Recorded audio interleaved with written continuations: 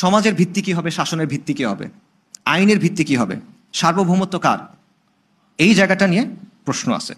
আইন অবশ্যই দিন নির্ভর। কারণ আইন কেন তৈরি হয় চিন্তা করেন। আইন তৈরি হয় মানুষের আচরণকে নিয়ন্ত্রণ করার জন্য, মানুষের আচরণের উপর একটা সীমা দেওয়ার জন্য, মানুষের কল্যাণের জন্য। আইন তৈরি হয় মানুষের স্বার্থ রক্ষার জন্য, রাইট?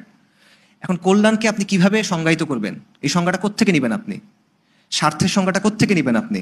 এটা তো ডিফারেন্ট হবে, ওয়ার্ল্ড ভিউ অনুযায়ী ডিফারেন্ট হবে। সবসময় মাথায় রাখবেন, যে কোনো আইন সেটা নিজেকে নিরপেক্ষ বলুক বা না বলুক, সেটা অবশ্যই কোনো না কোনো ওয়ার্ল্ড ভিউ থেকে আসতেছে, এটা কোনো না কোনো দিন থেকে আসতেছে। এটা কোরআনের শাসন হোক, এটা বেদের শাসন হোক, এটা ত্রিপিটকের শাসন হোক, এটা সেকুলার সংবিধান হোক, যা কিছু হোক, এটা অবশ্যই কোনো না কোনো ওয়ার্ল্ড ভিউ জায়গা থেকে আসতেছে। বিশ্বাস ছাড়া কোনো শাসন হয় না, আইন হয় না। তো আধুনিকতার এখানে অবস্থান কি? শাসনের ভিত্তি কি হবে? মানুষ, মানুষের চিন্তা চেতনা, মানুষের বানানো তন্ত্রমন্ত্র, মানুষের বানানো বিভিন্ন মতবাদ। আর ইসলামের জায়গা থেকে বিধানদাতাকে আল্লাহ, সার্বভৌমকে আল্লাহ, শাসনের ভিত্তিকে ইসলামের শরিয়া।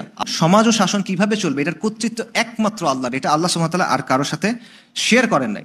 ইনিল হুকমু ইল্লা লিল্লাহ আফা হুকমুল জাহিলিয়াতি ইয়াবগুন ওয়া মান আহসানু মিনাল্লাহি হুকমান লিকাওমিন ইউকিনুন। তবে কি তারা জাহিলিয়াতের শাসন কামনা করে? আল্লাহ ছাড়া মুমিন কওমের জন্য শাসন দেওয়ার জন্য কে শ্রেষ্ঠ? মানুষ ততক্ষণ পর্যন্ত মুমিন হবে না যতক্ষণ পর্যন্ত তাদের মধ্যে যে বিবাদ, তাদের মধ্যে যে দ্বন্দ্ব, এটা মীমাংসা করার জন্য কার কাছে যাবে? রসুলের কাছে যাবে। এবং আল্লাহ এটা শুরু করছেন ফালা ওয়া রাব্বিকা। আল্লাহ তার নিজের কসম করে বলছে যে তুমি মুমিনই হইতে পারবে না এটা ছাড়া।